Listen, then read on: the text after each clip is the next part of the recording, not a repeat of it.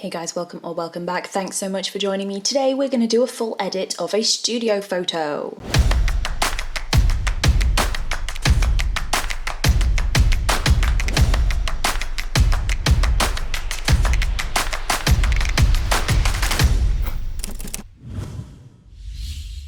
You guys have been asking me for ages, please just do a full edit in studio. And I'm like, yeah, I know, but I don't have a studio, and it just makes life a bit hard. But we've done some little pictures today of Bright. I know I'm using these pictures for quite a few things, but 30 videos in 30 days is mad, and I don't have enough hours in the day to shoot different stuff for each one. Sorry.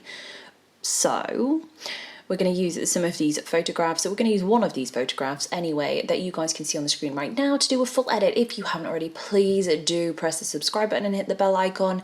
It would be amazing. And if you don't have a YouTube account, don't panic. Please just follow us on Instagram. Any of those two things would be amazing, and it shows that you guys actually enjoy and find these things useful. So we need to basically decide which picture to go ahead and take to a full edit. I don't want to do something super easy, so I do want it to be a little bit tricky, just so that we can cover off a few different skills and techniques. And I also know that I'm definitely going to need some of these pictures for other videos that are coming up, so we need to decide. Let me pick a picture and I will be back in a sec. Okay, you guys, I think I've decided I'm going to go ahead and edit this picture because I just think it's so freaking cute. You want to make sure that the image is super sharp on everything. We need it to be sharp on at 100% zoom. We're at 200% there. So studio photographs should be sharp on the nose as well as the eyes in nearly every single circumstance. So make sure that your aperture is narrow enough to get a large depth of field. I usually shoot larger dogs at f11, but she's small, so f8 is fine. I have gone ahead and done my import preset, which I will link above. And then I have also gone ahead and just done some tiny little adjustments, which are texture, a little bit of clarity, a little bit of lift in the shadows there, bringing down the highlights slightly and then increasing the overall exposure. One thing you want to make sure is that you don't have any blown highlights, so you can click on the little toggle there to make sure that you don't. And in terms of clipped shadows, it's okay to have clipped shadows in the holes, so noses and under the ears, but really you shouldn't have clipped shadows in shoulders and stuff. So the fact that our clip shadows in this case are in our holes, nose, behind there, etc., that is fine. So with those things all checked out and made sure that that is okay, we can go ahead and decide where we're going to take this. So I'm going to edit today in Lightroom and in Photoshop. So in Lightroom, I really just want to be doing my basic adjustments and that's it. And then we will go ahead and open up in Photoshop. So let's go ahead and do right click, edit in Photoshop and open it up over there. Okie doke, so with the image opened up in Photoshop, as you guys know, the first step in my workflow is to duplicate our background layer. So to duplicate the background layer, all we need to do is press Command and J. Anytime in this tutorial where I say Command and you work on a Windows, just interchange it for Control and all will be fine.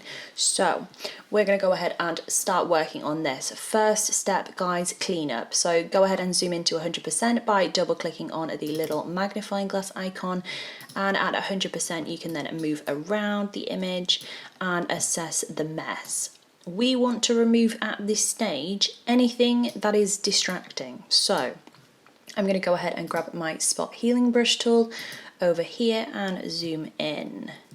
So nice and close here, we're at 272% and we're just going to start to remove any distractions. Remember that this tool tends to work better if you're doing short little lines instead of just dabbing. So if you go with the direction of the coat, it tends to make a better sample. Continue on around the dog until you have got no more dust and distractions. Okay, so when you think you've finished the dog, start to look at what they are on. So that could be the backdrop paper, that could be the fabric, and just start to clean up and repair any places as required. If this tool is not doing a particularly good job for you, then don't panic. Go ahead and have a look at some of the other tools that you can use, or change the size of your spot healing brush tool and just start to try to click and drag in different directions. It doesn't have to be absolutely perfect as long as it is clean. Anything that is causing a distraction is a problem. So if you look at the image and think, oh yeah, I noticed that, and it wasn't the dog, then it's a distraction. So handle that now, not later. Okay, so that is the seat done. Let's go ahead and look underneath. Nice little bits out. I'm okay with that bit for now, but I might go ahead and clean it up later. If you need to undo something, just press let me start that again. If you need to undo something, press Command and Z, and that will undo it for you. Okay, this is pretty good. Right, let's see how Photoshop does at automatically repairing this edge. So we'll go ahead and grab onto the lasso tool, and we'll just draw, give it a little bit of space, and then go all the way outside and let go. So that's now selected all of this inside bit here. And we're going to right click, we're going to choose fill, and we're going to content aware fill. That's probably going to make it dark blue. I mean, it did lighter. I mean, it didn't do a totally horrific job, but as you guys can see, there is quite a difference here in terms of the colours, the shades of blue, because we've got light blue and then we've got darker blue. If you'd photographed an empty scene, now would be a great time to pop that on, but if you don't have an empty scene and you really need to clean it up, then there is a way. Don't panic. What you can go ahead and do is do a select and mask. So we'll go select, subject, select and mask. And with that selected, you want to go ahead and follow the steps of the hair masking tutorial, which I will link above if you've not done that before. And we're just going to super quickly whiz around the dog. When you're happy with that, make sure the output is set to layer mask and then click OK. That's now set as a layer mask right here, which is fine. So next steps will be to create a solid color layer up here. It doesn't matter what you set it to at this stage, just click OK, and then you want to go ahead and invert the mask, Command I. With that inverted, double click back on your colour, use your eyedropper tool and pick a colour from the background. Then click OK, and then invert your mask. So with that done, go ahead and grab it onto your mask that you created and just click, drag and drop up onto your colour layer, and then with it there, invert that mask, Command and I. And you now have a completely flat background. So it doesn't look super realistic because the mask edge is slightly close on pretty much all sides, which is not a massive deal. But if we go ahead and into the blend mode section and change that to luminosity, then we have the tonal range that we had in the original, but it's all brought up to the same level. So with that done and sat there, just be careful of your mask, you might need to touch that up there. Go ahead and duplicate this layer. With that duplicated, go ahead and change your blend mode to saturation, and that will just level off any differences in saturation. So this bit's quite desaturated, but with that layer on, it all turns nice blue. So by doing those two things, you have essentially just cleaned up your background without having to do any major efforts, and therefore it's just a case of touching up your masks, which I will do now. Quick little tip in Photoshop is if you click and then hold down Shift and click again, it will draw a straight line between your two clicked points, which can be super time saving. We'll zoom out and group those two layers. Oh, let's just go ahead and copy that mask up here. So we hold down Option or Alt, click, drag the mask and release, and that will match the masks together. Then select both of them by holding down Shift and clicking, and then do Command G, which will group them together. You can then name that layer Background Clean Up. And that has now cleaned up the background. I'm fine with it lightening the edges of her coat. Actually, I think that's really useful for me. So I'm cool with that.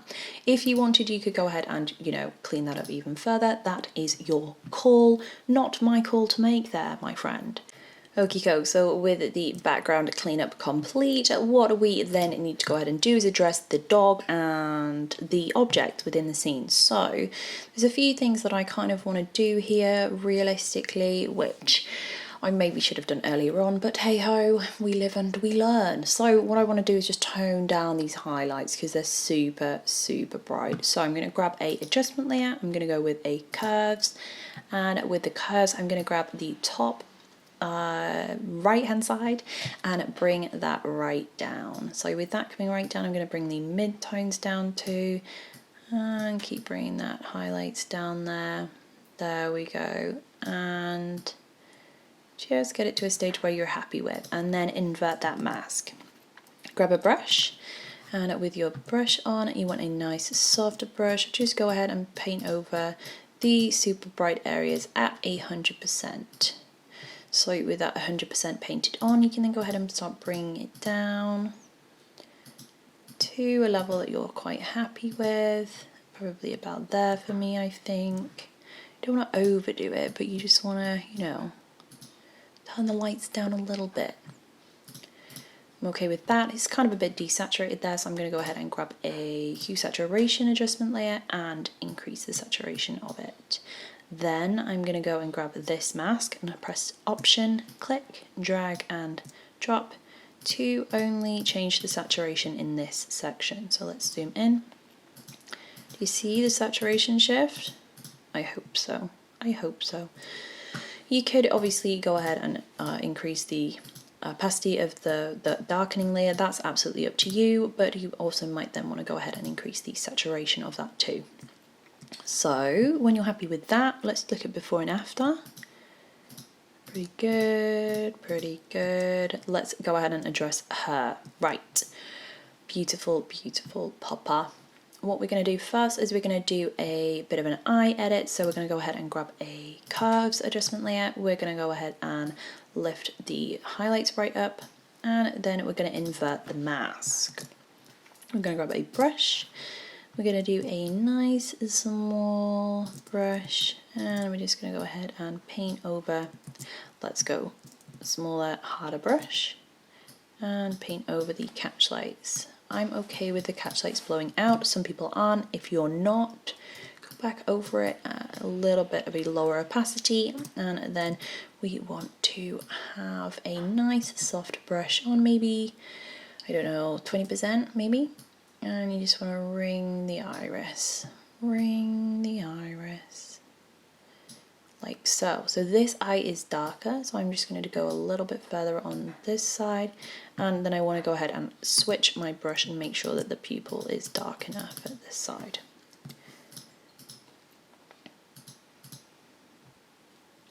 Okie doke, zoom out and have a look and see what that did. Pretty good. I want a little bit more here, so I'm going to go smaller brush, a lower opacity. I'm just ringing the bottom of the iris there.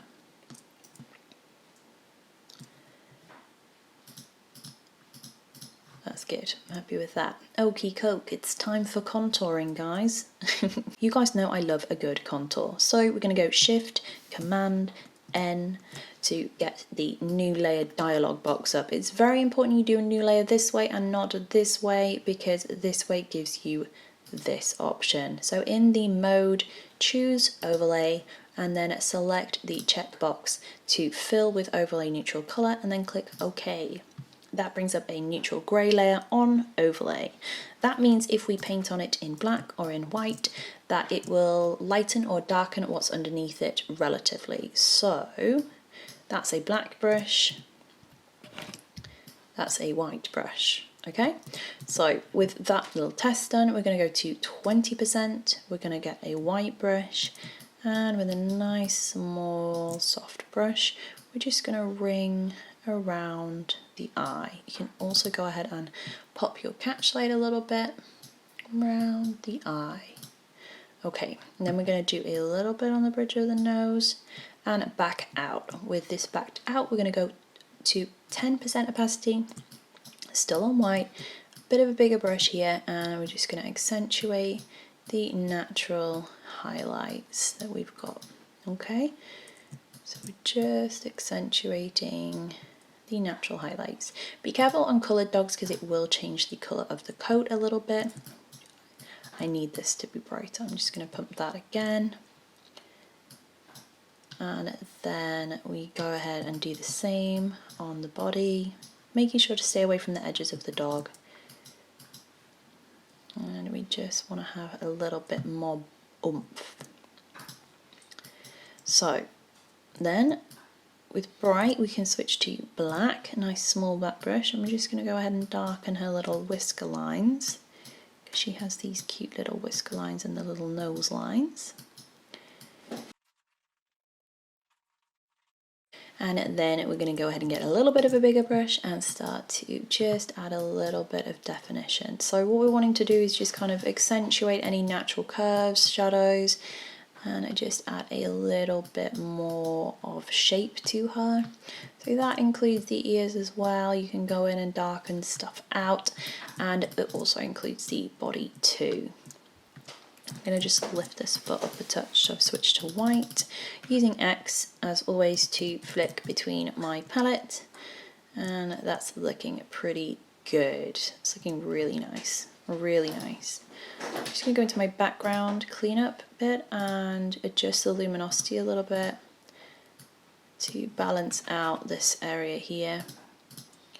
What I'm going to do is just clean up that mask a little bit on her because it's lifting the edges too much now for me. That is the beauty of using non-destructive editing, which is basically keeping your layers. You can go back at any time to change something. It doesn't matter what you want to change, but you can go ahead and change it. That is something that you can't do with destructive editing. It just doesn't exist as an option. Okay, before and after. Pretty pleased with that. This eye is looking good. I like it. I like it now. I want to shorten this catch light. I think it's too long. So I'm going to go ahead and grab this layer here, zoom right in, and then I want to get a pretty straight line there. So I'm going to go ahead and grab a polygon lasso tool. I'm going to go ahead and draw a straightish line and box it around, and then I'm going to right click and choose feather. I'm going to have a 3 pixel feather on that. Then I'm going to go ahead and grab my clone stamp tool and get right down there and copy something from here. So I'm holding an Alt, clicking to get a source, and then I'm just going to go ahead and dust that down.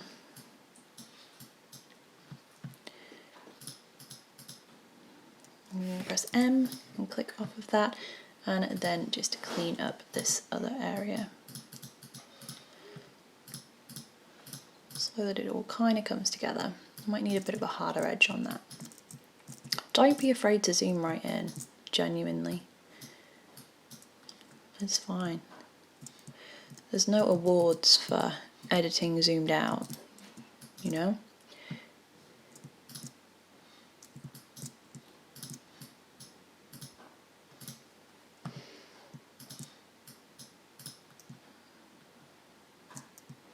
That's better. That's pretty good. I'm happy with this. You can, if you want to, of course, pop a vignette on your image. If you want to put a vignette on it, that is fine. For me, studio images, I would probably not vignette it, but if you were going to, I would probably suggest a solid colour fill, and then leave it on black for now. Probably grab your mask, brush, a nice big soft brush, 100% opacity, and then just remember where your dog is and click, and then drop down to maybe 30% and just break into your vignette a little bit. It shouldn't be overwhelmingly obvious in a studio image at all. And bring down your opacity. You could also change your layer blend mode to something like multiply or to overlay if you wanted to. All of them will alter the look and feel of the image, so do it if you want to. If you don't want to, then don't do it. You can also change your colour there to pick the colour in the scene and then drop the brightness down to below 5, and that will give you a bit of colour, bit of the colour coming through there in saturation, which can be nice, I think. So with that done, then it's just time for a levels bump, which for me is going in here, going levels, holding down option, clicking and pulling in the right hand arrow until clipping happens. I'm okay with the eyes clipping, but I'm going to go a little bit further, and I'm going to grab that mask, get my brush, and I'm going to just mask out this eye.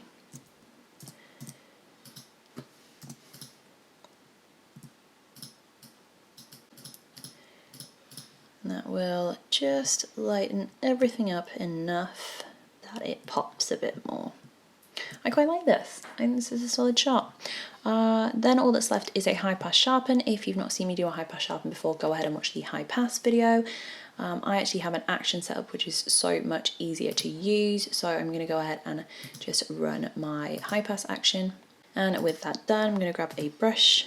I'm going to pop it on 100% and brush through the eyes, face and nose, like so. You can do a little bit more when you're working with a studio image. You don't have to just do the eyes and the nose, so you could do it all if you wanted to. Then make sure you're zoomed into 100% and turn that down to a point that looks appropriate. Do not over sharpen your images, guys. I think it's a bit over sharpened on the nose, so I'm just going to remove it from this area. Let's do it before and after. Solid. Solid shot. You could also, if you wanted to, remove these little bits, but I'm happy with this. Let's go ahead and look at what it looked like when I had exported it out. And that, guys, is that complete. If you like this video and found it useful, please do let me know, in the comments box below, but then please also subscribe and press the bell icon. The bell icon will give you a notification every single time I upload a video. I upload every week and sometimes more than that if I feel like it. I will see you all again really, really, really soon.